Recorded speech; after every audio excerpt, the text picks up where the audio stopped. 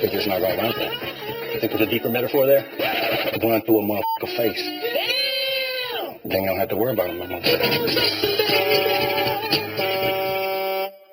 The following has been rated PC for politically correct. Pay attention. This may learn something. It's the sage, Larry Elder.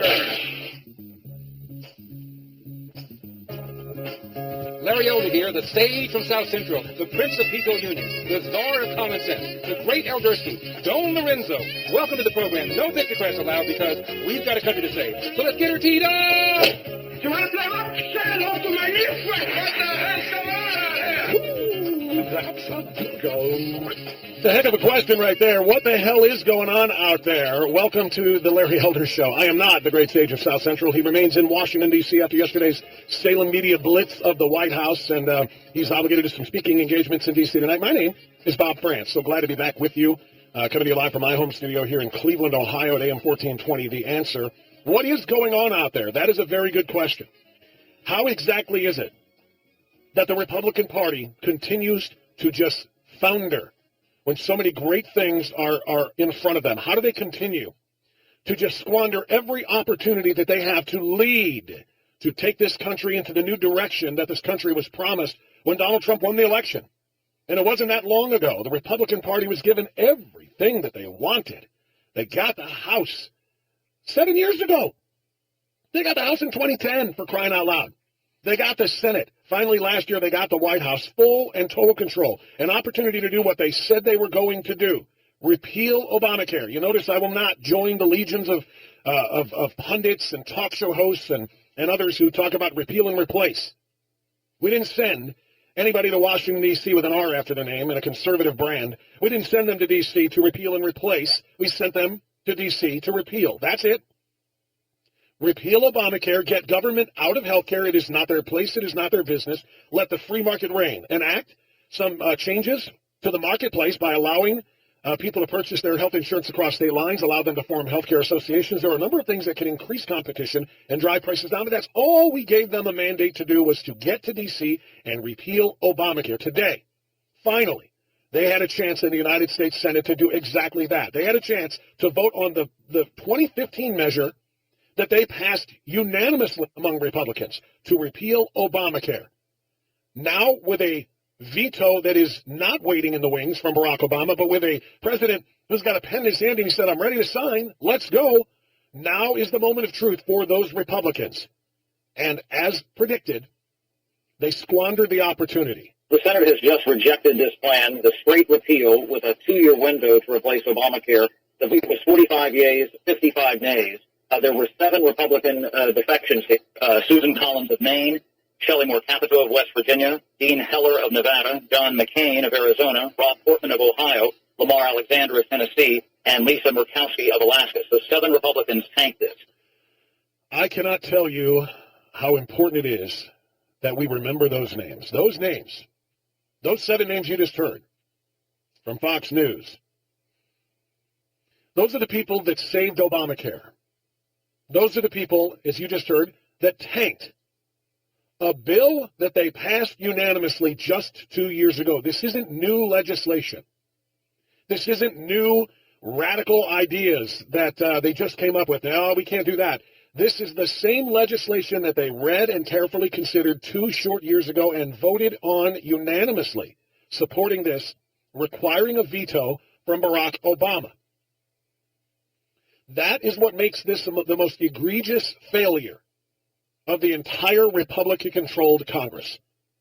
The most egregious failure is when they refuse to do something that they already did 2 years ago, because it exposes them. And you know what it exposes them as? Hypocritical cowards. Okay? Capitol Hill, if you're listening, hypocritical cowards. You passed the bill 2 years ago to repeal Obamacare. For what purpose? You say, well, to repeal Obamacare. No, it wasn't.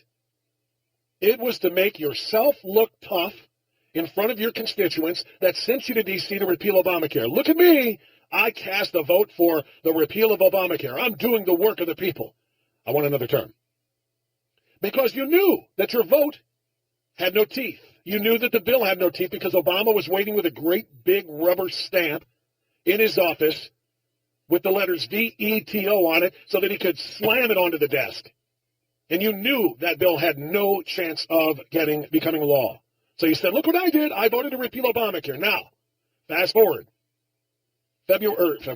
July 26th, 2017. An opportunity to pass the very same bill, knowing that there's not a guy at the end of the hall with a big rubber stamp, but a guy with a giant pen. Donald Trump would have signed it in calligraphy. It would have been so important for him. He would have signed the bill. And what do? Now I can't vote to repeal Obamacare. The circumstances have changed. You know when the circumstances are going to change for each and every one of those senators that voted against the straight repeal of Obamacare to get rid of the ridiculous job-killing law that we have been saddled with for so long, job-killing, premium-raising, regulation enforcing, mandating, subsidizing, bailing out bill that became law. We had a chance to get rid of that, and you refused to do it despite your hypocritical phony vote, a faux vote, to repeal it 2 years ago. You know what you've just done? You've ensured that you get repealed and replaced when your terms are up. All 7 of you who voted against something you voted for 2 years ago, we want you gone. Be gone. Lisa Murkowski. Be gone, Susan Collins. Be gone, John McCain. Be gone, Rob Portman of Ohio. All 7 of you need to be gone. Rand Paul expressing his disappointment. It is disappointing, though, that many Republicans who promised to vote for repeal already had voted for this repeal, chose this time not to vote for it. It is beyond disappointing. It is borderline dereliction of duty. This is not what they were sent to Washington to do, and it's what they did. And you know what they are ensuring, because they also defeated the measure to repeal and replace the very, very poor bill that they cobbled together, a little bit from what they got from the House, a little bit from their own little ideas, that would have done nothing but nibble around the edges of Obamacare anyway, leaving in place the heart and the soul of the failed law, the regulations, the subsidies, and the high taxes, making the entire thing insolvent, keeping people's premiums through the roof, deductibles they cannot afford. That's what they vetoed that one as well. They didn't veto it. They rejected it. They didn't vote for it. You know what this is guaranteeing? This is guaranteeing what Barack Obama wanted all along, my friends. It is guaranteeing single-payer health care. There's an article that I'm going to tweet during the next break from my friend Daniel Horowitz, who is an expert in this field at Conservative Review, senior editor there at Conservative Review, who will join me on this program in about 20 minutes after the bottom of the hour timeout. Daniel Horowitz headline, "It's time for single payer, the consumer to provider." That's what's going to happen.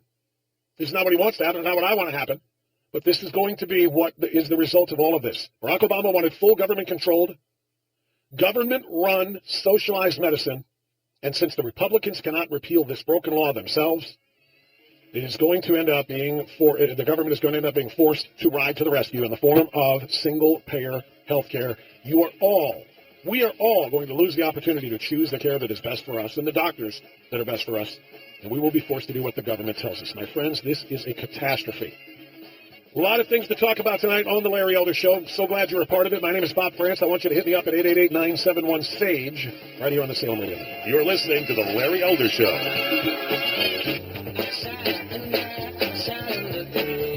You know, 35 years after President Reagan crushed the Air Traffic Controllers Union for calling an illegal strike, big labor and the big airlines have their eyes on recapturing the air traffic control system. Their unwitting allies are Republicans on Capitol Hill who want to spin off air traffic control into a federally funded, independent, nonprofit corporation, a process they're calling privatization.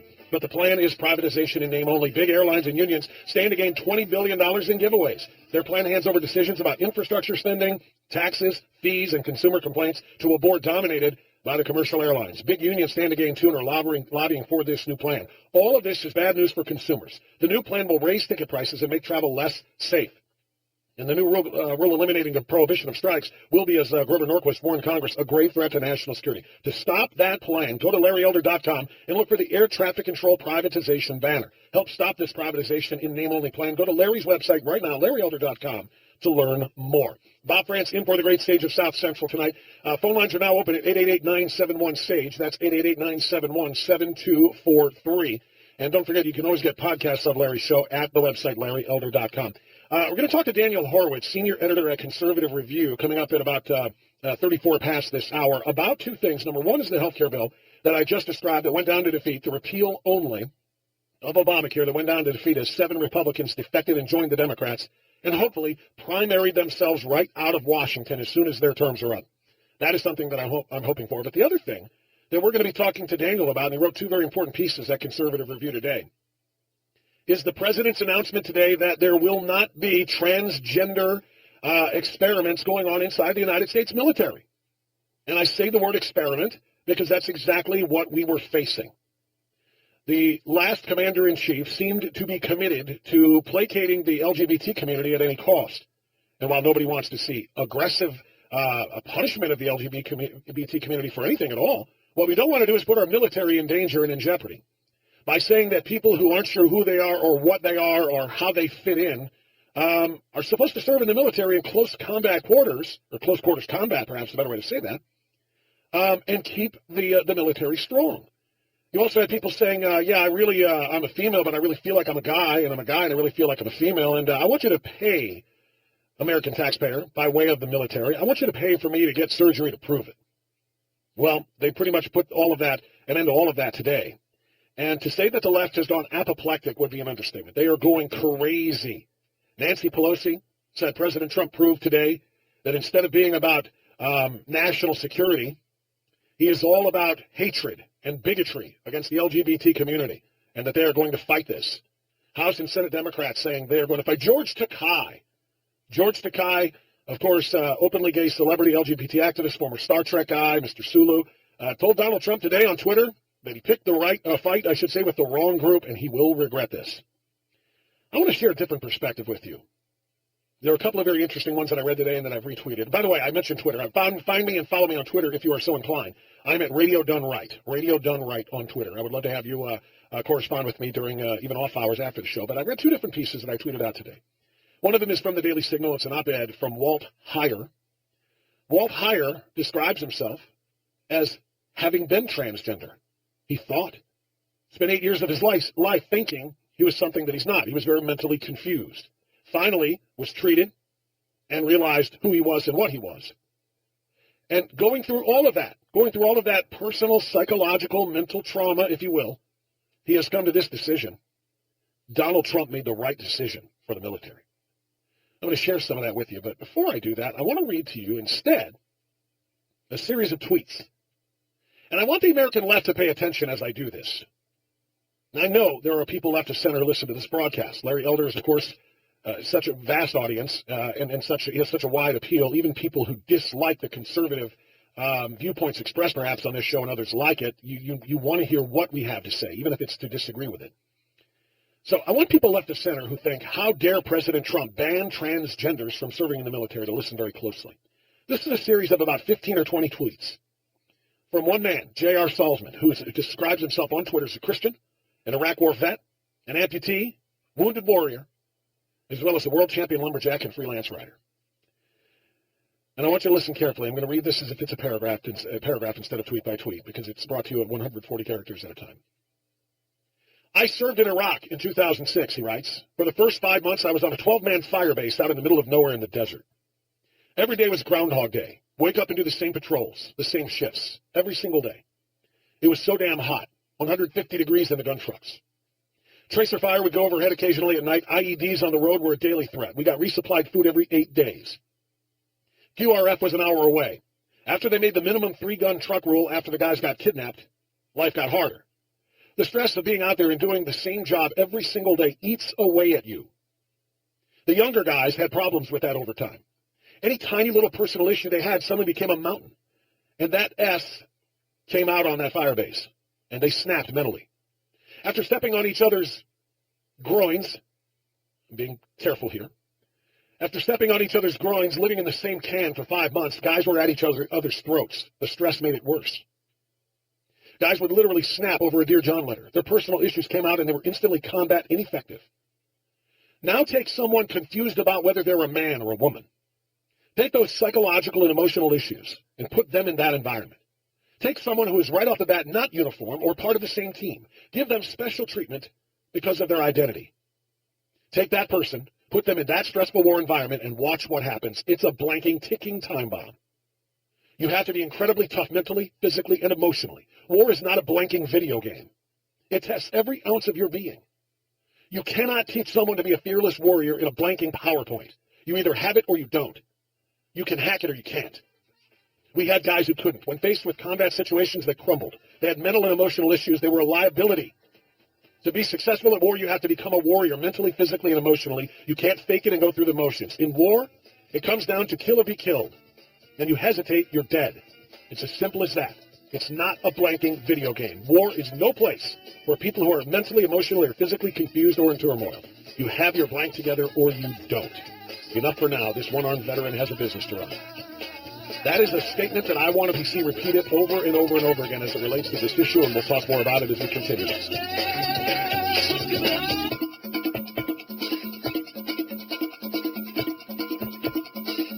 And we are just getting rolling on the Larry Elder Show tonight here on the Salem Radio Network. Bob Brandt's coming to you live from Cleveland, Ohio, in for the Sage. He is in Washington, D.C., of course. Had the Salem live broadcast last night from the White House, and he is, of course, partaking in some other adventures, if you will, tonight. He's got some speaking engagements and more. So I'm so pleased to be with you. 888-971-SAGE is the number to join us. I mentioned Daniel Horowitz. He is the senior editor at Conservative Review, and he wrote two pieces today that we are going to discuss. We talked about both of them in the top of the show. And Daniel, thanks so much for joining us tonight on the Larry Elder Show. How are you, my friend? And I'm not able to hear Dan. Yeah, there we go. That works now. Daniel, can you hear me? Yes, I can. Okay, good. A little computer glitch there. Daniel, good to have you. You wrote two pieces today. I still don't know how you were able to crank out so much work in such a short period of time, especially about two very different issues. But I want to cover both of them, one in each segment with you. And the first one is the one that I just talked about. The President of the United States, I thought, hit this one out of the park. And the reason I know that it was the right thing to do is because the American left is going apoplectic about it. In announcing that, according to, collaborating with his senior military officials in the Pentagon, they have decided that transgendered individuals will not be serving in the United States military. The left is going crazy, talking about inclusiveness, talking about homophobia, talking about LGBT rights. But people with military experience, the vast majority of them are saying, this is not a video game. This isn't a place for these social experiments to see what these mentally disturbed people will do under pressure, under the pressures of combat, that this is the right thing to do. What say you? Look how far we've fallen as a society that we even have to debate this. I mean, something as absurd about this. Think about it. The military is now charged with exploring ways to fight global warming. So that man immutably affects climate is somehow settled science, but X and Y chromosomes in the military somehow are not. This is beyond. Now, obviously, you mentioned the fact that there's, it's a mental illness. Even the transgender lobby themselves in lawsuits in order to get them covered by the ADA, Americans with Disability Act, they say it's a mental disorder, at least when it benefits them legally. How do you have that in the military? I mean, they even have restrictions on tattoos and all sorts of, selective criteria. It makes no sense. But it's worse than that. These people are actually at the point that they could, let's say, take a spot of someone else, sign up for the military, right, have transgender surgery, and then have 2 years of hormone therapy, all paid for by the taxpayer, by the way, before they even deploy or do anything. I mean, it's just, you don't even have to, I mean, God forbid we should ever have, biblical values. I mean, no. I mean, forget about that. I'm just saying purely from a logistical standpoint, how could anyone in their right mind push this when we're at war? Well, that's a great point. And, a number of other people have pointed out the obvious. The military rejects people who try to get into the military all the time in various branches. They turn away people who have mental illnesses, mood disorders, anxiety disorders, ADHD. If you have any kind of a mental or emotional disorder, you are rejected from your attempts to join the military. Well, why would someone with gender dysphoria, which essentially is a mental confusion about what they are when their anatomy says they're one thing, but they feel like mentally they're another thing, why would that be, get a pass and be excluded from these other things which would prevent you from joining the military? I saw a memo from former Secretary of Defense Ash Carter when they implemented this last year. Mm-hmm. It's just a logistical nightmare for commanders. If you think about it, this guy, he says he's a woman. This guy has the thing hanging out, but he hasn't had the castration surgery yet. I mean, the logistical nightmare is nuts. And then also, you hear people decrying the sexual harassment in the military and those problems. I mean, really, we're going to have guys with showering with women? I mean, this is nuts. And crazy enough, outside the military, it is downright dangerous. And look, I'm a big critic of a lot of liberal policies of this administration, but I feel this is something that at least he's really categorically rejected, that I could say, man, that is pure change that I expected.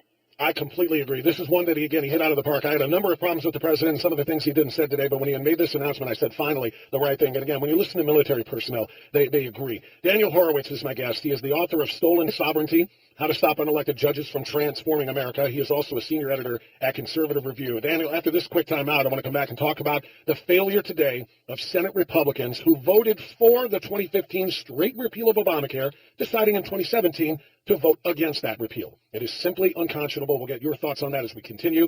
Bob France, in for Larry Elder on the Salem Radio Net. You're listening to The Larry Elder Show.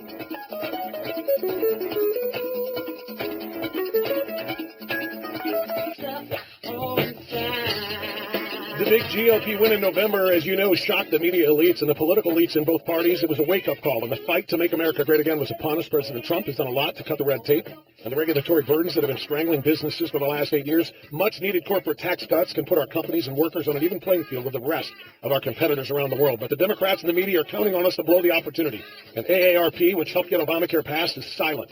AMAC stands with President Trump on those two crucial issues. You can take a stand by joining AMAC.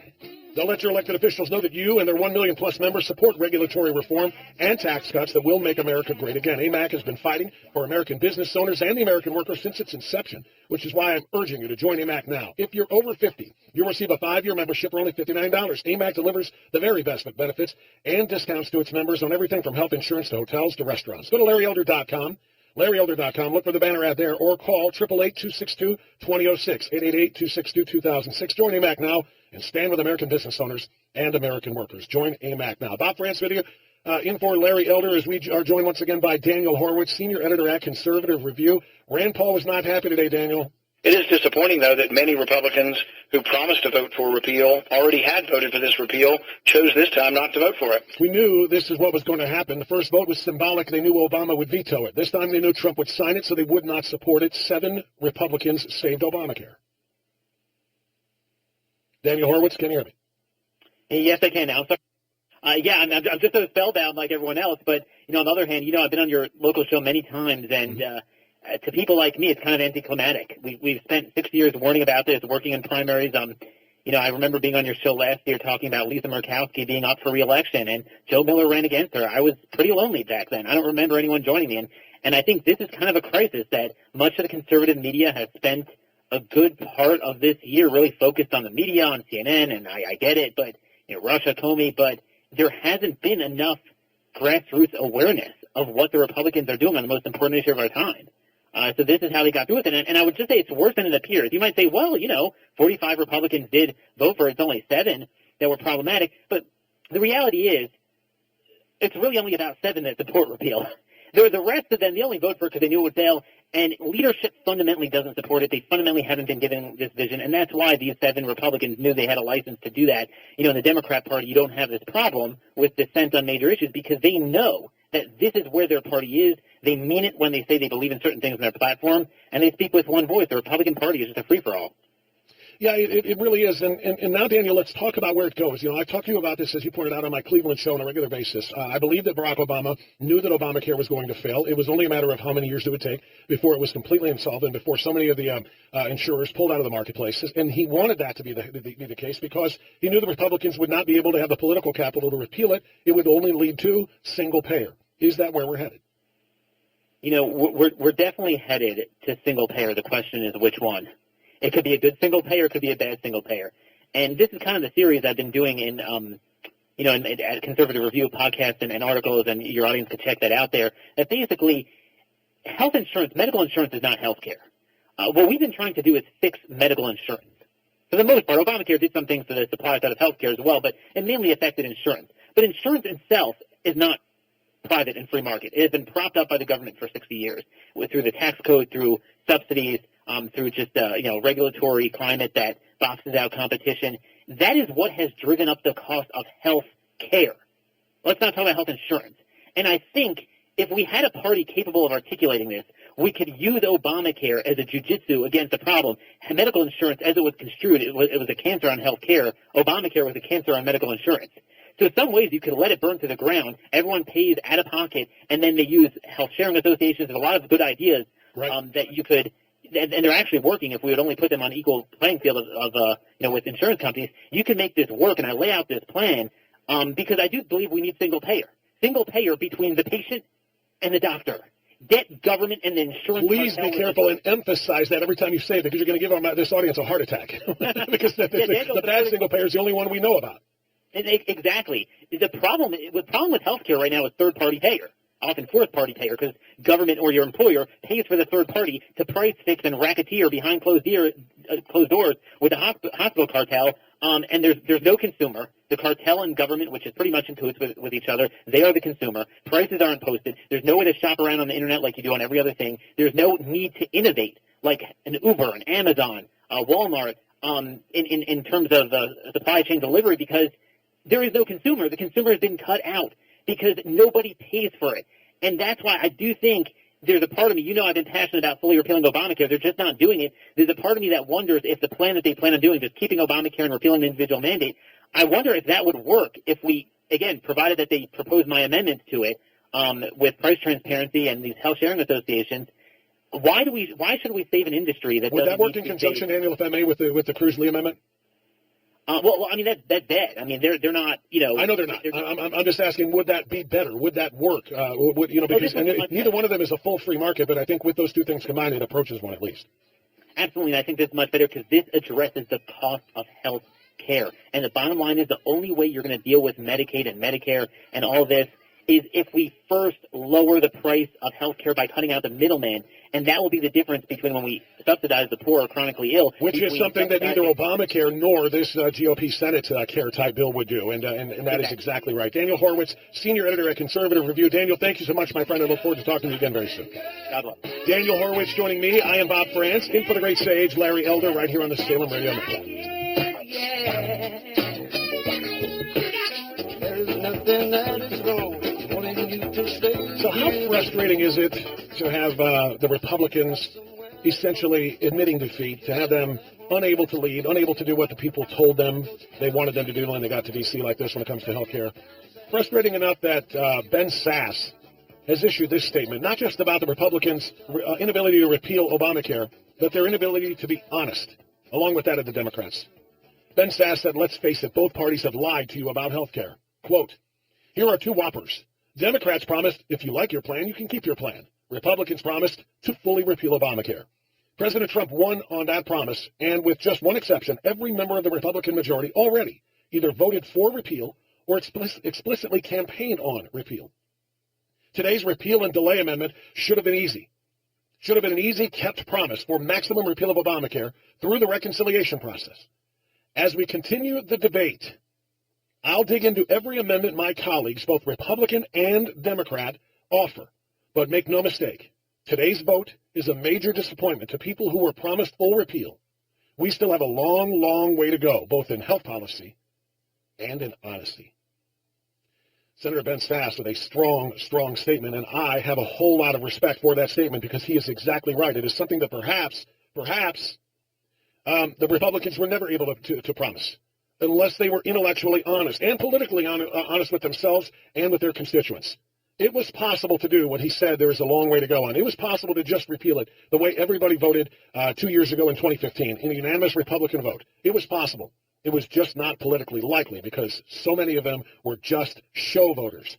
They did it for show, not for actual intentional repeal. And it's because they believe in Obamacare. These are the liberal members of the United States Senate with R's after their names that need to be primaried out in due time, in very short order, depending upon, of course, when their terms end.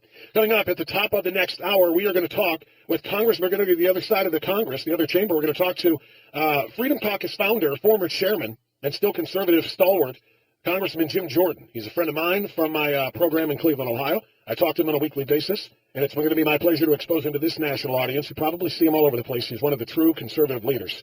We're going to talk to him about both of the same things that Daniel Horowitz and I just discussed, the new transgender military policy, or no transgenders in the military policy, as well as this abject failure of the Republican Party to repeal Obamacare, even in name, let alone in root and branch, the way they promised.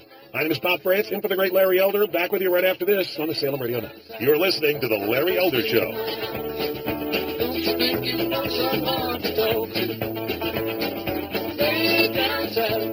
No need to leave so soon.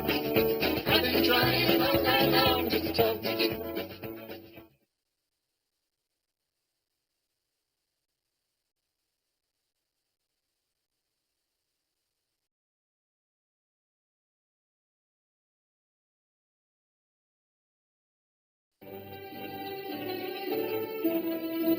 I've been an educator for 31.3 years, and in that time, I've seen a lot of bad eggs. I say eggs because at the elementary level, we are not dealing with fully developed individuals.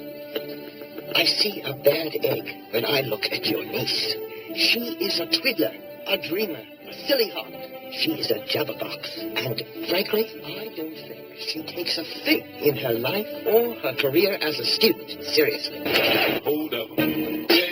She's only 6. That is not a valid excuse. I hear that every day, and I just...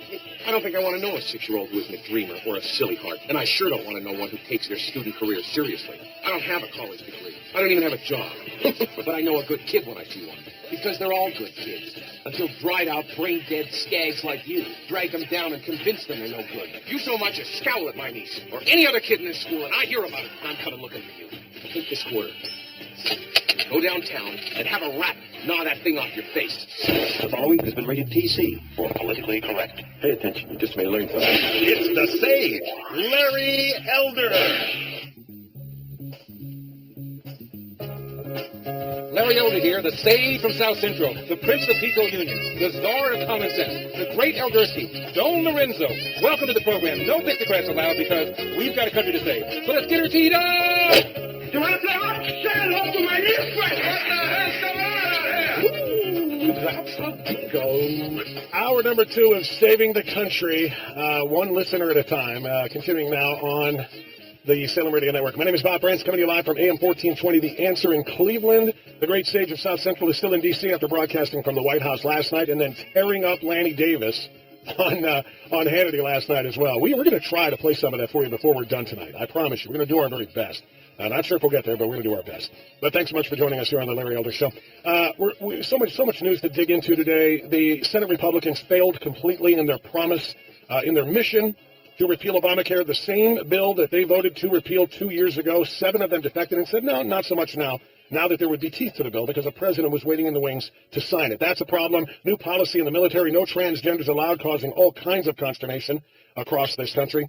And how about a group of conservatives in the House of Representatives asking the Justice Department not to continue the investigation into why James Comey was fired, but why did James Comey not prosecute Hillary Clinton for her myriad of crimes? And joining us now is one of those conservatives, a good friend of my program, weekly on AM 1420, The Answer in Cleveland, and now joining us on The Larry Elder Show, Congressman Jim Jordan, co-founder of the Freedom Caucus. Congressman, great to talk to you, sir. How are you? You too. Twice in 1 week, Bob. This is my lucky week, man. It's my lucky week indeed, Congressman. Hey, listen, there's a lot to dig there, and I know we only have one segment, so I want to start with the one that's most important to you, because you are pushing, along with some other members, as I say, probably of the Freedom Caucus, to essentially have a special counsel assigned to investigate former FBI Director James Comey and his handling of the Hillary Clinton crimes. Tell us what you got going. Just a few minutes ago, I had an amendment passed in the Judiciary Committee calling for all the documents relative to Comey, to Lynch, to Clinton, to why Cheryl Mills got immunity, special deal, all of the documents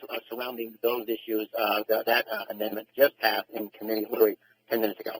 So, think about this, Bob. Why would the Attorney General of the United States tell the Director of the FBI to go out and call the Clinton investigation a matter? I mean, it's not the Federal Bureau of Matters; it's the Federal Bureau of Investigation. Why would she do that? And he actually did it. Why would the Attorney General meet with the subject of the investigation first and 3 days before the subject of the investigation is supposed to be interviewed by the FBI? Maybe it was because they wanted Hillary Clinton to be the next president of the United States. So we hear all the time about the Russian involvement in the election. How about the Obama administration's involvement in the election? How about the fact that the Justice Department misled the American people, told the American people something that wasn't false, all designed to help Hillary Clinton be the next president? And that's why we think it's important to get these documents and move ahead with the special counsel. Congressman, you're 100% right. My question is why does it take this effort? I mean, everything that you just said is plain as the look on your face right now. It's real, it's obvious, and why do you have to beg to have a special counsel assigned for this? They assigned a special counsel, did the Deputy AG, obviously, to look into the Russia collusion matter. Everything you just described is collusionary. Everything from Loretta Lynch through Bill Clinton, through Hillary Clinton, through James Comey is colluding with one another to assist this candidate for president, the Democratic nominee for president, so that she would not be obstructed on her way to the election. Yeah, and after they lose, talk about collusion, after they lose, James Comey gets fired, and he decides he's going to leak a government memo through a friend to the New York Times. And what's his objective? To create momentum for a special counsel. And, of course, it can't just be any old special counsel. It's got to be his best friend, his mentor, his predecessor, Bob Bob Mueller. Now, that's collusion right there. That seems to, at least let's investigate it for a possible collusion. So, again, that was one of the issues we spelled out in our amendment that needs to be looked into in the documents we need to get. So I look at what happened today in Judiciary, a win for the people of this country who expect their Justice Department to tell them the truth, who expect that there should not be two standards, not one standard for you and me and all us regular folks, and a different one if your name is Comey, Lynch, or Clinton, but one standard, equal treatment under the law. And I hear this all the time from folks that I get the privilege of representing. You hear it all the time from your listeners. And today we took a step in the right direction towards making that the way it's supposed to be and will continue to be in this country. Representative Jim Jordan is our guest on the Larry Elder Show. Bob Brand sitting in. I agree with you. That is a win for the American people. But briefly, because our time is short, let me transition to a defeat. The defeat of the repeal Obamacare bill that was passed unanimously by Republicans just 2 years ago.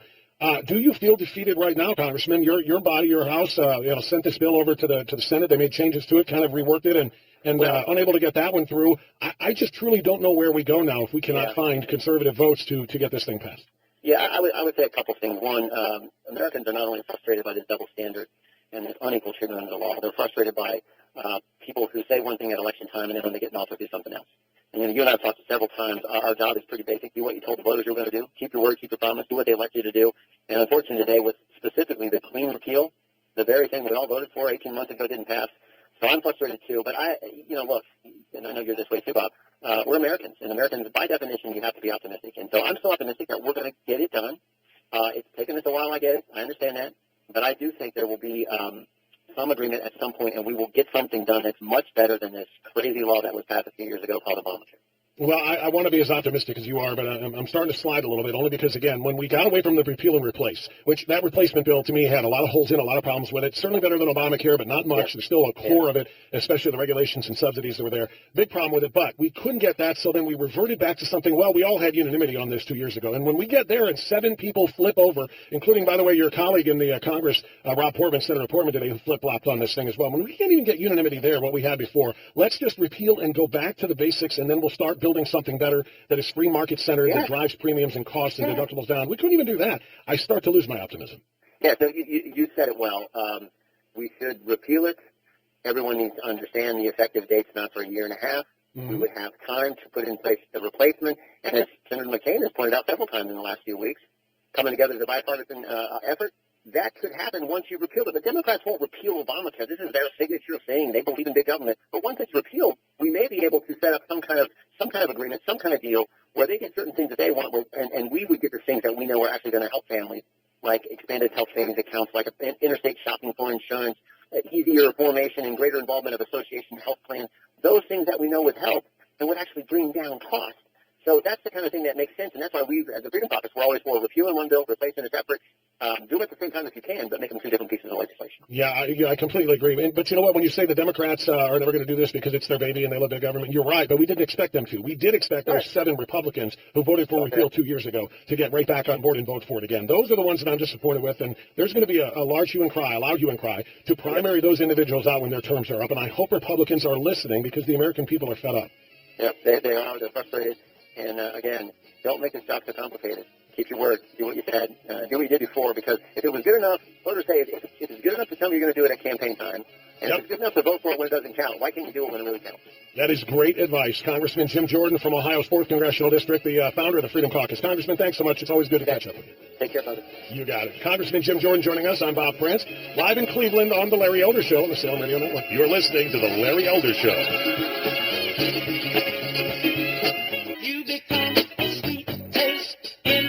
Indeed. Now that number up, we've got plenty of opportunities to talk to you right now on the Larry Elder Show. Bob Brand sitting in for Larry. 888-971-7243, as you just heard. Hey, before we take your calls, though, 35 years ago, the president crushed the Air Traffic Controllers Union for calling an illegal strike. Big labor and big airlines have their eye on recapturing the air traffic control system now. Their unwitting allies are Republicans on Capitol Hill who want to spin off air traffic control into a federally funded, independent, nonprofit corporation, something they call privatization. But the plan is privatization in name only. Big airlines and unions stand to gain $20 billion in giveaways. Their plan hands over decisions about infrastructure funding, taxes, fees, and consumer complaints to a board dominated by the commercial airlines. Big unions gain, too, and they're lobbying for this new plan. All of this is bad for you, the consumer. The new plan raises ticket prices and makes travel less safe. And the new rule eliminating the prohibition of strikes will be, as Grover Norquist warned Congress, a grave threat to national security. To stop that plan, go to LarryElder.com. Look for the air traffic control privatization banner. Help stop this privatization in name only now. Go to Larry Elder's website now, LarryElder.com, to learn more. Very important. All right, big news day today, as you know. Talked to Daniel Horowitz and talked to Jim Jordan about that already on the program, and we're talking about the transgender military ban. It has got the LGBT community up in arms, everybody calling the president bigoted and mean-spirited and homophobic. How about just a believer in national security and military strength? How about a believer in military morale? How about a believer in the strongest defense possible for the United States of America? Because they all run together. As virtually anybody, remember, the president didn't just roll out of bed this morning and say to himself, yeah, no transgenders in the military. He consulted, as he tweeted, he consulted with the highest military leaders that he has in the Pentagon, security advisors, career military people, to find out the best policy going forward. And for those who don't know, the military already will turn people away. If they have any kinds of even hints of mental illnesses, mood disorders, anxiety, ADHD, for crying out loud, they will turn you away if you have any kind of mental or emotional instability. Why? Because it's extraordinarily important to have strong, mentally stable people charged with the security and protection of the United States. Well, why would gender dysphoria, confusion about what you biologically are, why would that mental disorder not qualify for being refused admission to the military? It sounds pretty simple to me, but then again, I believe in a strong military, and I believe in the simplicity of things. We have to stop overthinking things sometimes. The president is right. The military is right. The LGBT community, as I say, this is all about political correctness for them. It is all about we want our place rather than what's best for the U.S. military. All right, some phone calls as promised. Jay has been waiting in San Antonio, Texas. Jay, thanks for joining us on the Larry Elder Show. It's Bob France, and for Larry, go ahead, sir. Bob, thanks. Hey, great. You guys from Cleveland are all right in my book. I'll tell you what, you're a good stuntman for Larry. You're doing a great job. Thank you. Much appreciated. I'm retired. You got it. I'm a retired military combat vet. I've got 2 sons that are following my footsteps. God bless all 3 of you for your service. Thank you, sir. Thank you. I'm absolutely disgusted by what I hear from them about how they get this transgender training and acceptance. I'm so proud of President Trump. I can't even tell you, standing up to this nonsense. It is a psychosis. It is a mental psychosis, detachment from reality. They have no business wearing a uniform or serving in a combat role. And I am so proud of President Trump having the guts to stand up to these lunatics like Nancy Pelosi, all of them, the Sanders, all you name them, anybody on the left, they're all a bunch of lunatics. They've never served in the military themselves, and they have no comprehension whatsoever about good order and discipline. And I just think it's a great day for the military, and I think Secretary Maddow, because I'm sure behind the scenes he was pushing this through. I think it's just fantastic.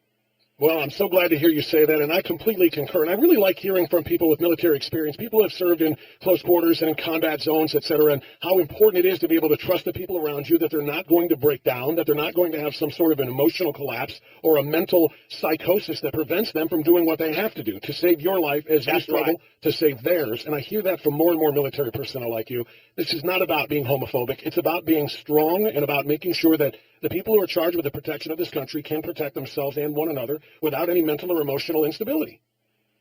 That's absolutely right. And you hit on something else. We need to distinguish between transgender and gay. I served with a couple gay guys. They were friends, too, and they were absolutely outstanding individuals. It has nothing to do with homophobia or anything like that. It's very important that transgender is a mental psychosis. They're detached from reality, and it's important to make that distinction because there are a lot of, unfortunately, there's a lot of gay people that have suffered in the military, and I think it was a good thing to let them in because they serve honorably and they serve well. Amen. And I'm so glad to hear you say that. Somebody who is homosexual, who says this is who I am and this is what I am, is absolutely every bit as capable of serving as anybody else. But because there's not a mental disorder there, and thank you, my friend, I appreciate the call and your kind words as well, Jay. But there's not a mental disorder there. There is a mental disorder, I guess I'm looking for a synonym there. When somebody is biologically one sex and they just feel mentally like they aren't, that is a disturbance. That is a mental and an emotional thing that could indeed play a role in a combat situation. Let's go to Don, who's calling from Los Angeles. Hey, Don, thanks for joining us. Bob France in for Larry Elder. Go ahead, sir. Hi, Bob. Doing a great job filling in. Thank you. Man, Appreciate what it. a day. What a day. Crazy day, huh? Topics, even great bumper music. But, man, oh, man, Trump sure knows how to pick a fight. But he stepped in it now. But I agree with him, but, man, you see, the trouble is, I have to kind of disagree a little bit. We kind of started down the slippery slope to this. He's trying to draw the line now. But once you open the door, once we, legalized homosexuality, where you can't draw the line. Well, next it's, okay, not lesbian. Well, what do you mean by legalized? Homosexuality was never illegal. Unless you're living in a Muslim theocracy, unless you're living in a Middle Eastern country driven by Sharia law, it has never been illegal. Oh, yeah, no, here in the United States, sure it was. You could go to jail. I mean, going to jail for being homosexual in the United States, in what decade was that? 60s, up in the 60s. It wasn't legalized till like mid-late 60s, my understanding. Okay, listen, I consider myself, Don, to be a student of history, at least to a certain degree. If that went by me in any of my high school or college classes of American history, I'm embarrassed to say it because I should have known it. But from all of my studies and all of my knowledge, I don't ever remember somebody being adjudicated in a court of law, found to be guilty of being gay, and being sentenced to jail. It might have been a stigma. People might have been in the closet, but I don't recall anybody being jailed over it in the United States. I thank you for the call, my friend. Bob France for Larry Elder here on the Salem Radio Network. You're listening to the Larry Elder Show.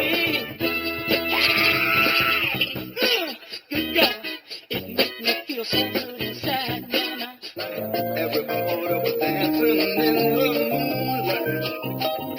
888-971-SAGE is indeed the right number to dial to get through. Bob France sitting in for Larry Elder tonight. I am live in Cleveland. He is normally live in L.A. Today he is all the way live in Washington, D.C. as he spoke yesterday, did his show yesterday, obviously, from the White House, as did the rest of the Salem Media National lineup and some others. He's making some speeches and obligatory appearances tonight, so I'm so glad to be with you. Coming up in about an hour, the bottom of the third hour of the program, we're going to talk to Jason Whitlock. And if you're a sports fan, you already know Jason, but he's branched out into a lot more political and conservative political talk as well in recent years. He's always been outspoken on a number of things and kind of blending sports and politics together, something that I've kind of done through the years too, to be quite honest. But he's done it on the national stage, and Jason Whitlock is with Fox Sports. He wrote a piece for the Wall Street Journal doing exactly what I've just said. He's blending sports and politics and culture and society and so on. And Jason and I are going to talk about his article in the Wall Street Journal about O.J. Simpson and race in America. And it's not the same O.J. Simpson discussion about, well, white people believe that O.J. did it and black people believe he didn't do it and they celebrated. His piece is headlined, How O.J. Became Black America's Mr. Bad Example. After 1994, his success was attributed to race betrayal. Now, no one wants to be Jay-Z's Story of O.J. It's a fascinating read. I'll tweet that out again. If you follow me on Twitter, it's Radio Done Right. Radio Done Right is where you'll find me on Twitter to see that. But it's a really, really great piece. He's a very deeply thoughtful, thought-provoking guy, is Jason Whitlock, about race in America. And the O.J. story, to me, is a fascinating one to talk about. So we'll talk about that with him at the bottom of the last hour. By the way, I want to go back to the last caller. I believe he was from Los Angeles, said that it used to be illegal to be gay in the United States. And I said, wait a minute, what? What are you talking about? There are countries where it's illegal to be gay, but most of them are Muslim theocracies under Sharia law, where you can indeed be thrown in jail for being gay, even for being alleged to be, accused of being gay. You can be thrown in prison or thrown off a building, for crying out loud. Well, come to find out after talking with Sean and the Forgotten Man that 1962 is what he was talking about. He was talking about sodomy laws. He's talking about sodomy. He's right. He was right about that. I don't necessarily just attribute saying, well, sodomy law means it's illegal to be gay. Apparently, and we're picking nits here, or maybe we're, playing semantics, but when Illinois decriminalized same-sex sexual intercourse in 1962, which kind of led to the movement for all the states to decriminalize that, and there are still some towns, I believe sodomy laws still exist in some towns in America. I guess, and it's very, like I said, it's semantics to say that the sexual act of sodomy is illegal, therefore being gay is illegal. It's tough. If you understand the point that I'm trying to make, being gay, in and of itself, and being attracted to the same sex, etc., and I really don't want to get into all of that stuff and what it means, and the gay gene, and what's real, and what's imagined, and what's chosen, and what isn't chosen, and all that stuff. It's been going on for decades, and it always will. But to say I am gay is not illegal. To live a life with another person is not illegal. Previous to 1962, as the caller said, however, I would have to then admit or submit that, yes, the act of acting out on in a sexual manner with someone of the same sex, that was criminal until 1962 when it started to become decriminalized. Same-sex sexual intercourse was illegal. So, sodomy laws, you're right. So to that caller, kudos to you. I was trying to think what in the world he's talking about. And Sean, Sean looked it up for us as well, running the show, and there's still some 70 plus countries where sodomy laws still exist. 76 countries where it's illegal to be quote unquote gay. Most of them are in the Middle East, some in the Far East, some in I think one in South America. So there are still a number of countries where that is the case, but not in the great United States of America, where we do indeed live free. And it is okay to be gay in the United States. It is not illegal, and those laws, again, are not something that are prevalent, even though there might be some backwards towns where it's illegal to walk your dog backwards on Sundays.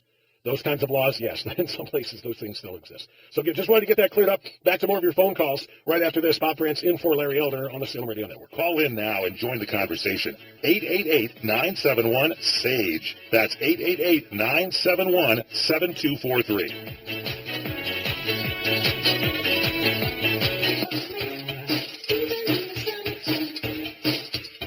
The big GOP win in November, as you well know, shocked the media elites and the political elites in both parties. It was a wake-up call, and the fight to make America great again was upon us. President Trump has done so much to cut the red tape and regulatory burdens that have been strangling our businesses for the last 8 years. Well, much-needed corporate tax cuts, can put our companies and our workers on an even playing field with the rest of our competitors around the world. The Democrats and the media are counting on us to blow the opportunity. You know that. And AARP, which helped get Obamacare passed, has been silent. Well, AMAC stands with President Trump on these two crucial issues, and you can take a stand by joining AMAC. They'll let your elected officials know that you and their 1 million plus members support regulatory reform and tax cuts that will make America great again. AMAC has been fighting for the American business owner and the American worker since its inception, which is why I urge you to join AMAC now. If you're over 50, you'll receive a 5-year membership for just $59. AMAC delivers the very best benefits and discounts to its members on everything, from health insurance to hotels to restaurants. Just go to LarryElder.com and look for the banner ad. Call 888-262-2006. That's 888-262-2006. Join AMAC now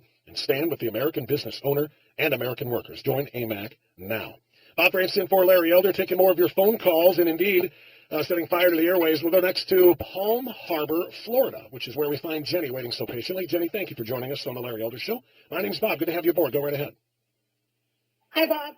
I'm new at this, okay? Okay. This is, politics and everything. I'm new at it.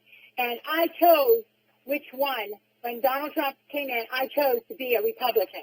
My sense told me I don't understand how could anybody choose the other side. But that's a whole different story. But I can't. Well, you're already ahead of the game, if I may say, Jenny. You're already ahead of the game. If you came in as a complete novice and just looked at the two sides and said that one, because how in the world could you be that one? You are already ahead of the game. You're good for you. But anyways, I'm so upset about this.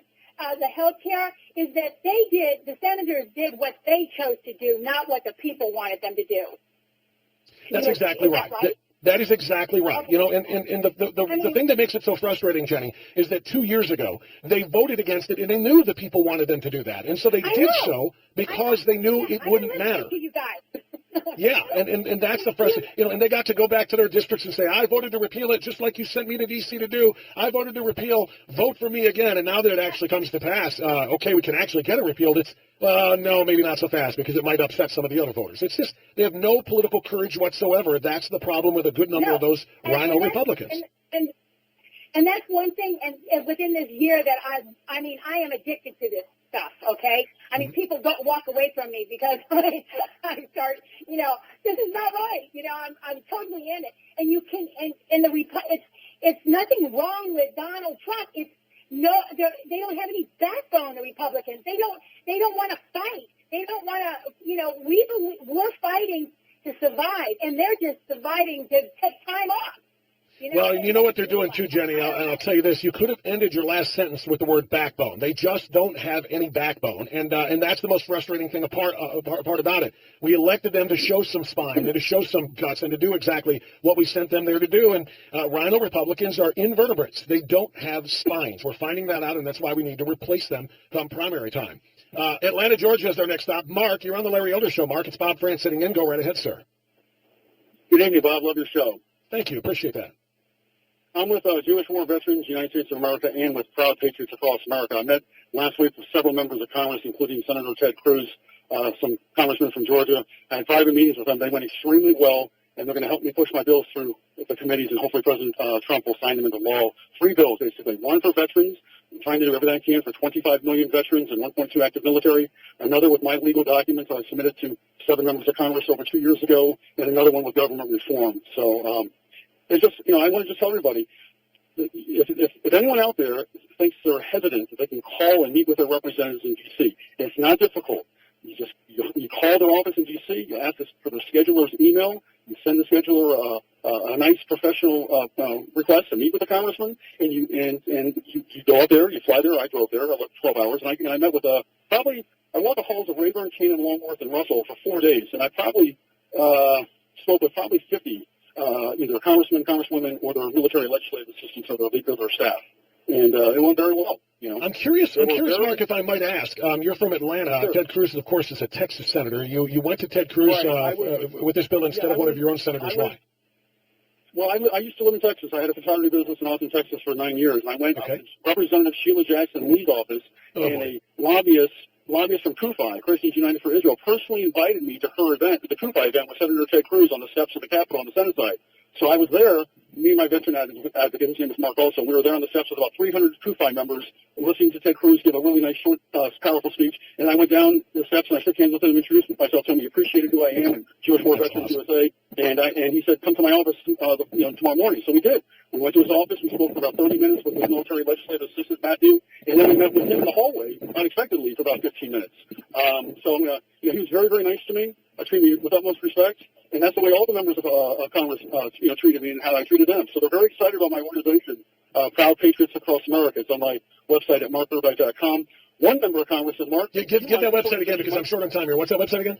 Sure. It's Mark with a C, Urbach, U-R-B as in boy, A-C-H.com, markurbach.com. He said it might dissolve the Democratic Party. Well, I'll tell you what, I don't know the website and I don't know the organization, but I, like Senator Cruz, am excited about it as well because of what you did and because of the passion that you approached this with. And it's good to hear you say to other people, it's not that hard. Reach your representatives and tell them what you want them to do. That's why they're there. Bob Franson for Larry Elder. Right back with you after this on the Salem Radio Network. You're listening to The Larry Elder Show.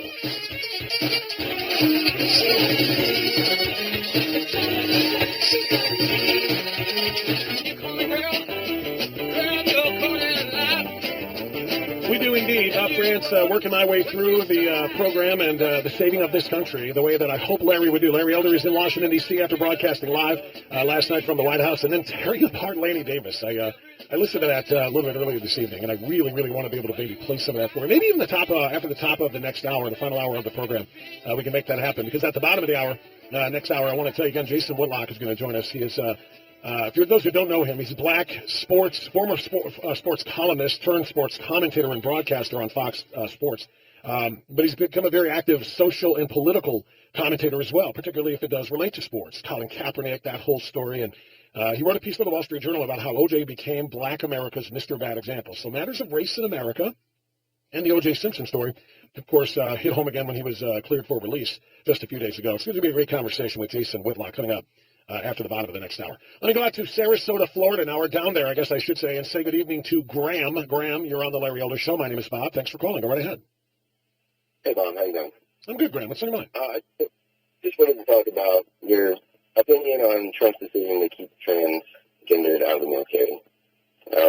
Well, I kind of laid most of my opinion out on that before, but just in the thumbnail sketch, I think it is absolutely the right decision because the military very, very keenly is alert and aware of people who have mental conditions or emotional conditions that might cause them to have problems in combat, and they weed those people out, whether they have whether they have ADHD or whether they have depression, if they have clinical depression, if they have an anxiety disorder, and this is a mental disorder by definition, and I think that's the right thing for the military to do. It's not a mental disorder. It's not a mental disorder? It's not. What kind of a disorder is it? There's a book called the DSM-5 that lists all mental illnesses recognized by physicians in America, and gender dysphoria is not in there. It's not. What kind of a disorder would you call it? I wouldn't call it a disorder at all. Somebody who is hold on. You don't think it's a disorder if somebody is a biological male, their chromosomes say they're male, their genitalia says they're male, their body is that of a male, and in their mind they think, no, I'm a female. There's something that doesn't mesh there. By the very definition of the word disorder, that is disorderly. You could say the same about a gay person 15 years ago, because people did say that out of No. Don't change the subject. Talk about transgenderism. Somebody who is one sex but mentally thinks they're another sex. You don't think that's a disorder? You think that's a normal, orderly thing to think? I'll have to let you go there, my friend. I'm up against the hard break, but I think we've got the answer to that. I appreciate you joining us. Bob Franson for Larry Elder on the Salem Radio Network. You've got mail. Setting fire to the airwaves. It's the Larry Elder Show.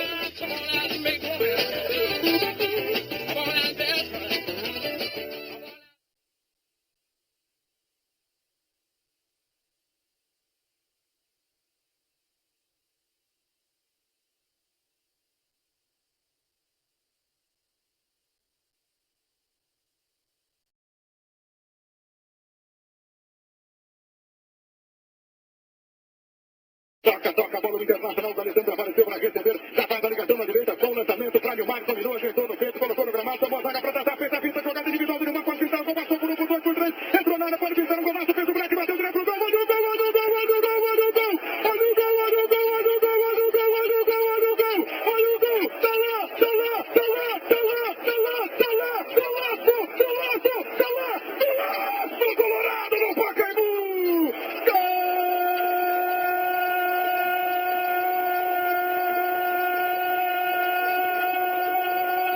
The following has been rated PC for politically correct. Pay attention. You just may learn something. It's the sage, Larry Elder. Larry Elder here, the sage from South Central, the Prince of Pico Union, the Czar of Common Sense, the great Eldersky, Don Lorenzo. Welcome to the program. No Pictocrats allowed because we've got a country to save. So let's get her teed up! Do I play? Say hello to my new friend. What the hell's going on here? That's a go. Hour number 3 of the Larry Elder program underway on the Salem Radio Network. So glad you are with us. My name is Bob France, sitting in for the great sage of South Central. He's not in South Central, unless D.C. has a South Central. Is there a South Central D.C.? I don't speak D.C. enough to know that. I don't know if there's a South Central. Anyway, he's the sage of South Central, whatever city he's in at that particular point in time. And he's in D.C. tonight at this particular point in time. Did his live program there yesterday, as did the rest of the Salem Radio National lineup. And is now, of course, taking part in obligatory meetings and speeches tonight. So I'm so glad to have you with us at 888-971-SAGE and 888-971-7243. That's the number to dial. Don't forget to get the podcast of the Larry Elder Show every night or day or whatever time it is that you listen. It's at LarryElder.com. Coming up in about a half an hour, we're going to talk to Jason Whitlock about race in America, particularly O.J. Simpson. How does he still drive a wedge between whites and blacks? And what kind of an impact has he had on the black community 2 years after his acquittal? In 1994, the murders of Nicole Brown Simpson and Ron Goldman. So that's coming up. I want to spend a moment or two, and if you are on hold, stay there. I do see you there. And if you're not on hold, well, get there. You ought to be. But I need to spend a moment or two on this ongoing assault, quite frankly. It's an assault, publicly. A public assault, a public shaming, a public slandering of the good name of Attorney General Jeff Sessions by the President of the United States. It's something that I cannot seem to wrap my brain around.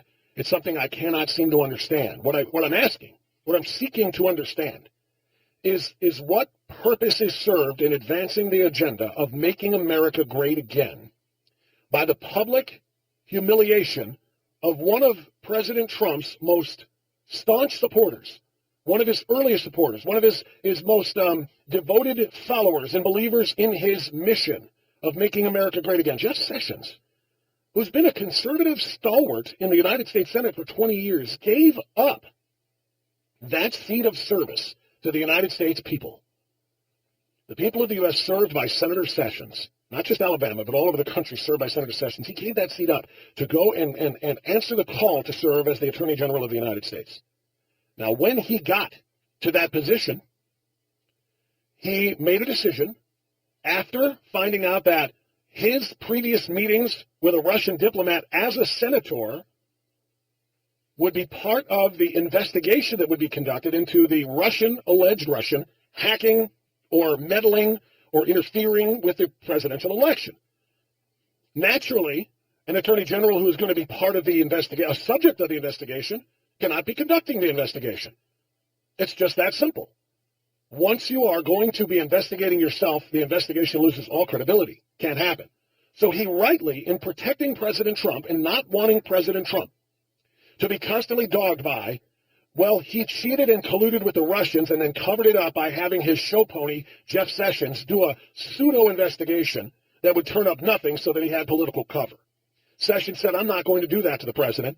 I'm going to recuse myself because I know there is no collusion with the Russians, and somebody else will do this investigation, and then no one will be able to accuse President Trump of trying to stack, in a corrupt fashion, stack the deck to cover himself. So he does the right thing, and that right thing has been approved and applauded by so many people, including the man some people want to be the next Attorney General, Rudy Giuliani, including the man some wanted to be the Attorney General right out of the gate, the pit bull from South Carolina, Trey Gowdy.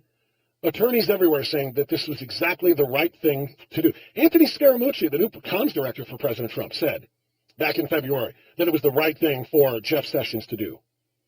And now President Trump, 4.5, 5 months later, is publicly savaging Jeff Sessions for that recusal and then making up new things to insult him with, calling him weak on Hillary Clinton.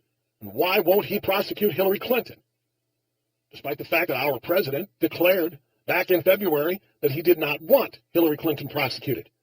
Made it very clear that he was going back on that campaign promise to lock her up, because she had suffered enough, he said, because he didn't want to hurt the Clintons, because they're good people, because, quote, she went through a lot and suffered greatly in many different ways. Plus, the Clinton Foundation had done good work. He does not want Hillary Clinton prosecuted. Well, now that he wants to publicly slander the name of Jeff Sessions, he says, how come he isn't prosecuting Hillary Clinton? It just makes no sense. It doesn't advance the agenda of the administration, or it certainly does not advance the agenda to make America great again from the legislature either, because you want to know what he's done? In addition to the executive branch and his administration, he has alienated virtually the entire conservative Senate. They are speaking out against this unbelievable attack and assault on the character of Jeff Sessions, and these are the people that President Trump needs to vote for him. Not vote for him in terms of an election, but in legislation that he wants to pass as part of the Make America Great agenda. It just doesn't advance anything. It doesn't help anything. Britt Hume was on Fox News yesterday, and I thought he put this very well. Britt Hume is under the belief, or is of the belief, and I tend to agree, that the President of the United States doesn't quite understand what an Attorney General is, what an Attorney General is supposed to do. An Attorney General is not the President's personal lawyer. It's not his personal defense attorney. He's got Jay Sekulow for that. That's what Jay Sekulow does. That's his personal attorney. The AG is not the President's personal attorney. And I thought Britt Hume put this very well yesterday. I think the President has a peculiar concept of what the Attorney General's job is. He seems to think the Attorney General is some kind of goalie for him to protect him from, whatever may come his way from forces that he finds inimical to him. That's not the job of the Attorney General. It isn't.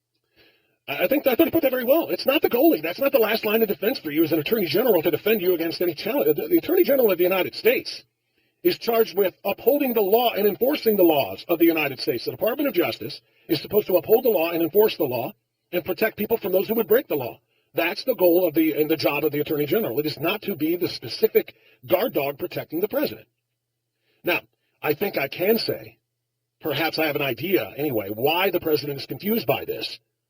And the reason why is what we watched for the last 8 years, particularly for the last 4. The Attorney General's office was used by Barack Obama through Eric Holder and Loretta Lynch as the last line of defense. It was used, particularly Loretta Lynch, was used as the president's personal goalie, as the president's personal defense attorney, and that of the party as well, as she made decision after decision that would help Hillary Clinton win the White House, so that the party and the candidate, the nominee for the party, would not be damaged. That's what he did. That's what Barack Obama did. But the problem that the president doesn't seem to realize is that's illegal. It's the wrong way to do things. It's what we reviled Barack Obama and Loretta Lynch and Eric Holder for. We reviled them for that. We don't repeat that with our own president and with our own Attorney General. And a few more thoughts on this I want to share, and we'll try to squeeze in a call or two as well as we continue. Bob France in for Larry Elder. This is the Larry Elder Show on the Salem Radio Network. Call the Larry Elder Show now at 888-971-SAGE. That's 888-971-7243. Eldorado's Let Larry Know What's on Your Mind.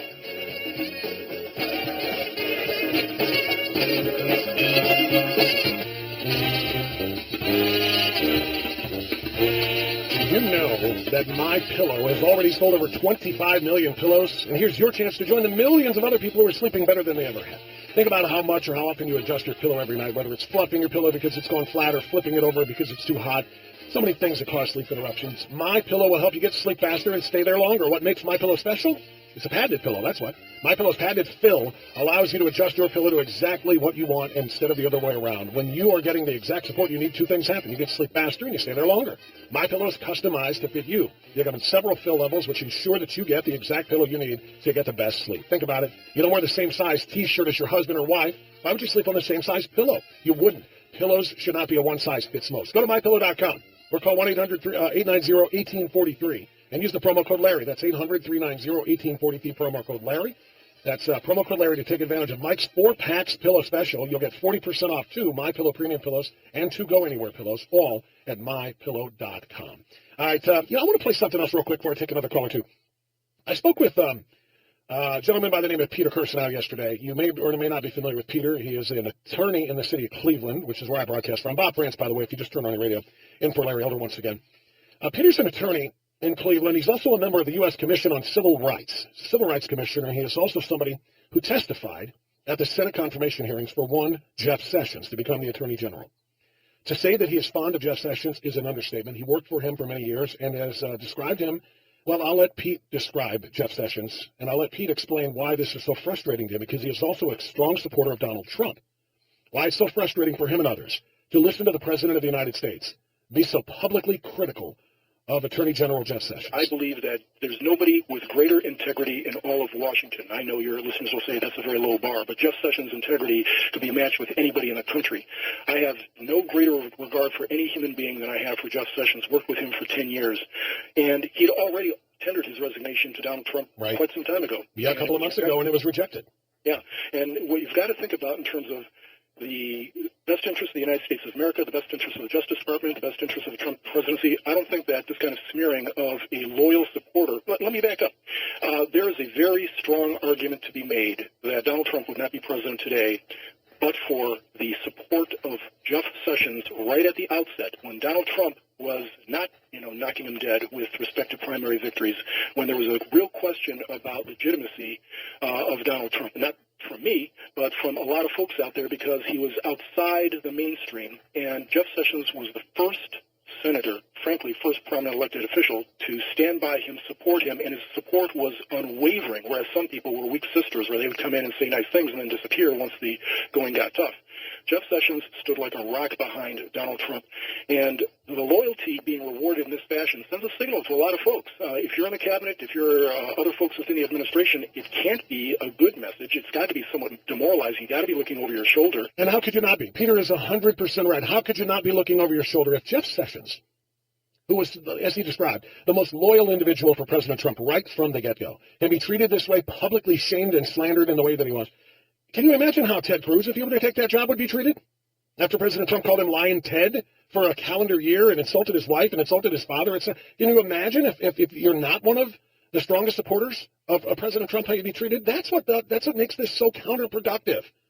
It just doesn't make sense to Now, if he doesn't want to keep Jeff Sessions as Attorney General, there are other ways to do it, right, Peter Kirsanow? If you have a dissatisfaction with the Attorney General, and the President clearly has the authority, he's got the right to have the Attorney General that best suits him, then there's a way of doing this. You could do so quietly without besmirching the reputation of a very fine individual. And as I said before, that has a domino effect and affects other folks. And so you think about the other cabinet officials or others who may be asked to serve in this administration, when you consider that so many posts have remained unfilled, and you see this kind of thing happen to the most loyal supporter of the President, you may ask yourself, is this something I want to get involved in?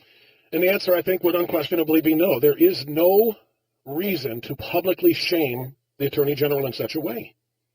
If he felt like Sessions shouldn't have recused himself, that is a conversation that could have been held in the Oval Office, or he could have walked down to Sessions' office at the DOJ and said, you know what, Jeff, you really, really messed up here. You shouldn't have recused yourself. I think we need to replace you. I think we're going to have to find a way to get somebody else in here. We'll issue a joint statement saying you've agreed to resign. And instead, going on Twitter and publicly bashing him, going in interviews to the New York Times and publicly bashing him, talking about how weak he is and how he's really done a disservice to the president. How does that advance the agenda? What is there to gain from that? That's something else that I asked Mr. Kirsanow. What is there to gain from the public shaming of one of his, as you point out, most loyal supporters, not just now in the presidency, but back during the primary phase when Jeff Sessions could have decided to get behind any one of 17 people, and he got behind Donald Trump when there were still 17 to choose from. What is to be gained from this public shaming of the Attorney General? Nothing. Absolutely nothing. There's no good answer for this. It is something that is going to harm the administration and the ability to attract qualified people. I don't know if the story that you just described in the Resurgent is accurate, but it wouldn't be surprising that way. I mean, that's the normal human reaction when you see someone as fine as Jeff Sessions, who's been a loyal supporter, being besmirched publicly like this. There's a way of handling things, and to benefit both your administration, the country itself, and the person that you want possibly to reconsider whether or not he's going to be Attorney General. And I don't think this is a way of doing a public shaming of somebody who's been this loyal to you. Yeah, there's no other way to say it, and the fact that it's being said by so many other Trump-supporting conservatives should really underscore the point. I mean, Ann Coulter, nobody has been as extraordinarily strong and loud and really unabashed about her support for President Trump's agenda than Ann Coulter, and she was telling him to knock this off. Again, Rudy Giuliani, strong Trump supporter, saying you can't be doing this to Jeff Sessions. Members of the Senate, conservative leaders who are strong supporters of President Trump, saying you can't do this to Jeff Sessions. There was a way to do this the right way, and there's a way to do it the wrong way, and I think Peter just kind of underscored all of those. All right, going to get a quick time out here. After the bottom of the hour, we're going to come back and change gears, and we're going to talk to Jason Whitlock, who is a Fox Sports commentator who talks about race in America in a way that I think you're going to want to hear. That's next. Bob Brandt sitting in for Larry Elder on the Salem Radio Network. Call in now and join the conversation. 888-971-SAGE. That's 888-971-7243.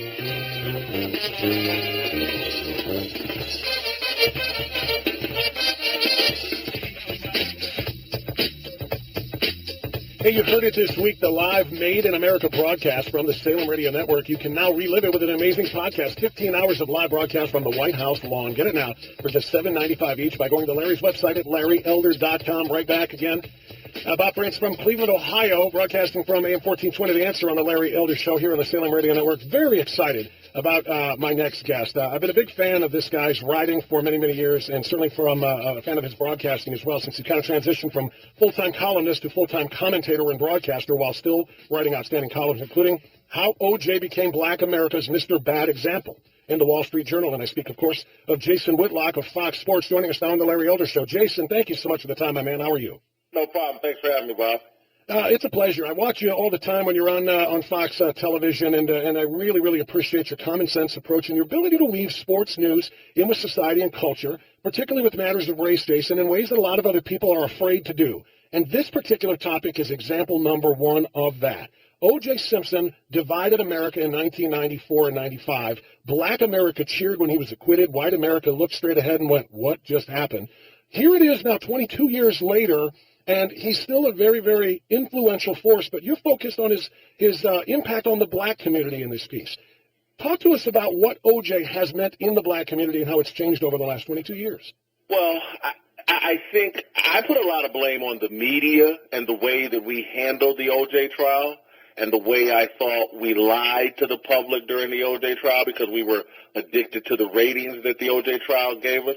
I'm someone that tends to think O.J. was guilty of the murders, but I think that the actual trial, as it was executed over those months, it was very obvious very early on that the prosecution team was completely outclassed, and we should have been telling the public there's no way there's going to be a conviction here. The lawyering is at such a disproportionate level, O.J.'s going to walk. But instead, we got off into the ratings, and we elevated. We made the trial seem far more interesting and more up in the air than it was, and we elevated O.J. To a status and flipped the narrative on O.J. O.J.'s narrative before the murder accusations, he was the embodiment of the liberal ideal of assimilation and integration, and he was everything that was right about the post-civil rights United States of America.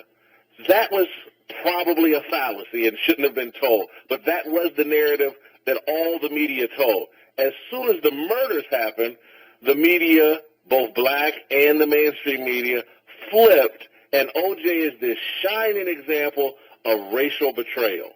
And that point has been hammered for 20-some-odd years, 23, 22 years, ever since the trial. O.J. Simpson, all of his success that he had as a broadcaster, as Heisman Trophy winner, NFL star, movie star, celebrity pitchman, it was all because he sold out racially. And by flipping to that narrative and telling that narrative, we as black people and black public figures, personalities, media members, athletes, celebrities, we have committed we'll never be like OJ. And so we have decided that in our public discussion of race, in order to avoid anybody connecting us to O.J. Simpson or we're acting like O.J. Simpson, we have now gone to an illogical, highly strident conversation about race in America.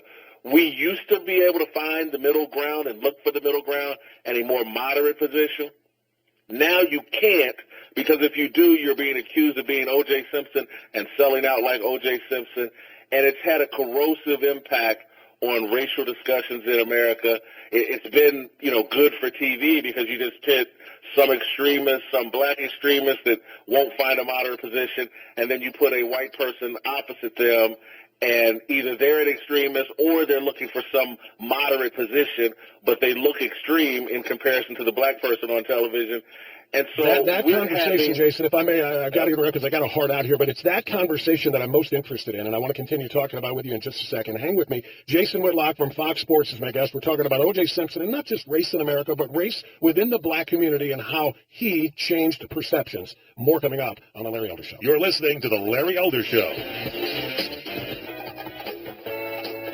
Welcome back indeed. Bob Francing for Larry Elder on the Salem Radio Network. Appreciate you being with us. And joining us once again is Jason Whitlock, who you probably know if you are a sports fan from his work at Fox Sports. He's been a sports columnist for decades, and now is, to me, one of the best commentators and pundits on matters of sports, race, culture, society in America. And Jason wrote a piece for the Wall Street Journal about O.J. Simpson, who, of course, was greenlit for parole a few days ago, how O.J. became black America's Mr. Bad Example. Jason, I want to read one line from your third graph in this piece and see if you can explain it to me, because there's a little bit of it I didn't quite follow.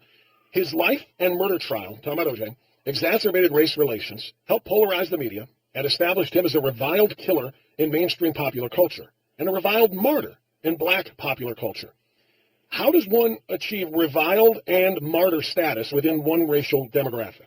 Well, it speaks to how complicated O.J.'s story is for black people. Because of Johnny Cochran and because of what O.J. came to symbolize in that first trial, he came to symbolize pushback against the criminal justice system that we as African Americans feel is unfair to us. And so I don't think most people, black people, have much affinity for O.J. Simpson post-murder trial or post-murders. And so I think it's a situation where we like what Johnny Cochran used him to represent, and so he's a martyr for that. But overall, we don't like O.J. Simpson. We felt like, he didn't have anything really to do with the black community. After his first marriage fell apart, he married, the young teenager, Nicole Brown Simpson. So it's a love-hate relationship with O.J. Love what he represented in terms of the pushback against the criminal justice system. Hated the guy because he really wasn't a part of the black community. Okay, and that's what really kind of struck me back, going back to the verdict in '95. Black America cheered, and we saw all the surveys. Geraldo just had a special on a couple of nights ago, Do Us Justice Served, and he kind of quoted some of the stats at the time, the surveys about whites who thought he was innocent or should have been acquitted, and blacks, et cetera. And you know the numbers, Jason. And I couldn't figure out why Black America was so excited for O.J. to get acquitted when he so pushed Black America away and embraced white culture. The Jay-Z line you refer to in your column, I'm not black, I'm O.J. He pushed Black America away, and yet Black America had his back in such a strong fashion. Do you think they still have that now, or 20 years later, is it more irrelevant? I want to go back to the original trial. Yeah. I believe Black America had Johnny Cochran's back. Johnny Cochran, brilliant attorney, had been arguing for years, decades, about the corruption within the L.A. Police Department, about the misconduct of the L.A. Police Department, and he was the charismatic superstar of that trial that we fell in love with. In terms of what black people think of O.J. now, I think there's embarrassment. I think he's this symbol of what not to do as a public figure. But again, in trying to learn from a negative, in trying to model yourself by, here, don't do this, OJ's a bad model. It's like learning how to be a parent from a bad parent. I'm going to do the opposite of whatever the bad parent did. That's not as effective as modeling yourself after a good parent, having learned how a parent does things properly. Those type of kids who go on to become parents are much more successful than the ones who are trying, well, I'm just doing everything the opposite of my drunk and abusive father. That's what we've set up with O.J. Simpson. People are trying so hard to be anti-O.J., we've moved to a very dishonest and unhealthy place as it relates to the discussion of race. You know what, Jason? We're talking to Jason Whitlock of Fox Sports. You covered that in this piece for the Wall Street Journal, and I saw you have part of that conversation on television the other day as well. And I want you to just dig into that for a second or two. The conversation that black folks, a lot of black, I can't speak with a broad brush, I guess we are, but it's not everybody, but the majority of black America, when they're in private time, they will talk about the real threats that the black community faces and how they come from within the black community. But get a camera or a social media tool or platform in front of them, and it's all about the threats from outside, the threats from police, et cetera, et cetera. You tied that to O.J. Can you explain that? Well, again, that is what's going, because if you're a public figure, particularly now in this social media era, if you say something that's a moderate position, a common ground, middle ground, I can see both sides of the issue, how can we find some common ground? If you say that, you're opening yourself up to being criticized profusely over social media. And we got to remember, from the athletes to the movie stars, the celebrities, to the media people, they're just humans. No one likes to be called every name in the book over their social media accounts. You Uncle Tom, you Coon, you this, you that. And so people just want to avoid that. Who would want to have to deal with that? And so the way to deal with that is to go on TV and pretend like Black Lives Matter is the greatest thing since sliced bread, that Black Lives Matter is the son of the civil rights movement and Martin Luther King, and that the positions they're taking. Again, I'm someone who lost a close relative to what we in my family believe is police misconduct. The police have a different story. You can read it in the Indianapolis Star. But we believe it was police misconduct, police brutality, tasered him, killed him in the rain, unarmed. I get it. But that's the controversial police killings nationally, the controversial ones. Right. Let's say there's 50 of them a year. And that would be a high number. But let's say there's 50 a year. There are thousands of murders going on in black communities amongst ourselves, and when we have conversations in our home about what the real danger is in our communities, it's not, oh man, the police may shoot me today. That's not the conversation. It's about the people within our own community. Jason Whitlock, that's why I brought you on and wanted to talk to you, and I apologize I haven't cut up. We do have a hard break here, and I really want to thank you so much, because that's the kind of eye-opening stuff that we need to hear about what's going on. Please, my friend, keep up the great work, and I hope we get a chance to chat with you. Hey, I'll be around today to be a faithful for you to see. I'm about to go, and then you'll know for me to stay. I'm glad to hear that. I would like to stay. I really would. But I'm not. I've got to go, and Larry will be back in the big chair very, very soon. He's in D.C. tonight. Hey, you heard why he was in D.C., of course, this week. The live Made in America broadcast from the Salem Radio Network now. Relive it with an amazing podcast, 15 hours long. 15 hours of live broadcast from the White House long. Get it now for just $7.95 each by going to Larry's website, LarryElder.com. I'm going to try to squeeze in at least one or two more calls here before the top of the hour and the end of the show. Jim is calling from my hometown, Cleveland, Ohio, right here on the Larry Elder Show. Hey, Jim, how are you? Yeah, 2 quick points, Bob. Hey, Mr. Jim in West Park. You got me? Yeah, I got you, buddy. I got you. Go ahead. Okay. McCain said that we shouldn't be listening to you, Rush, Hannity, Elder, Cunningham, Hewitt, because you guys are just off base. And then my second point was, you remember Obama's first year, he passed a $5 billion shovel-ready infrastructure job. And then the second year, well, that money didn't go to shovel-ready, but the second year he passed the Obamacare thing, and we paid for it for 3 years so he could get a second term. Nobody's talking about that. We paid for that sucker for 3 years. He did an executive order, so because he knew the thing would collapse. And he did that. So that's all I got to say, Bob. Well, Jim, I'm glad you brought it up. And by the way, to the John McCain point that you mentioned, I found it just a little bit. You have to be careful how you word these things. John McCain, as we know, is suffering from an aggressive brain cancer. I'm not saying that it impacts or impairs his judgment or his statements at all, because I don't know that because I'm not a doctor. But I did find it just weird, I guess, that when he made those statements, when he came back to the Senate yesterday and said, don't listen to all of those talk show hosts and all these people that are just out to see us fail to help themselves and blah, blah, blah. He ripped talk show hosts for being bombastic. His daughter is a conservative talk show host. He ripped the people that work with his daughter and do the same thing as his daughter. So I don't know if he necessarily thought that out very well. That is all the time we've got. Once again, I want to say thank you for letting me be a part of the show. Thank you, Larry, for letting me sit in for him. My name is Bob France, normally out of Cleveland. Glad to be with you here all throughout the country tonight on the Salem Radio Network. Have yourself a great night. You're listening to the Larry Elder Show. I wish I could get the message over to you now.